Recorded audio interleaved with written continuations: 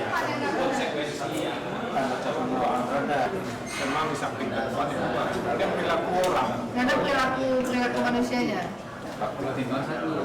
Bahkan jalur sepeda pun sekarang dipakai untuk orang daki.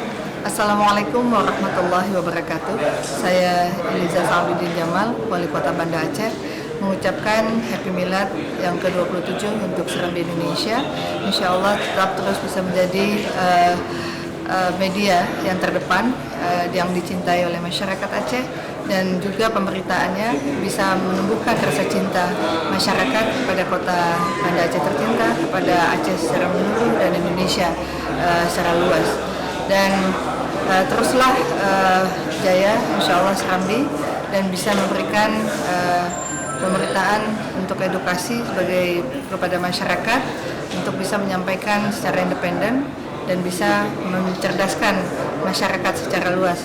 Insya Allah maju Serambi, selamat. Insya Allah mudah-mudahan terus sukses, terus bisa mengabdikan diri, terutama bagaimana memberikan support dan dukungan agar kita bisa mewujudkan Banda Aceh bersyariat secara kafah insya Allah.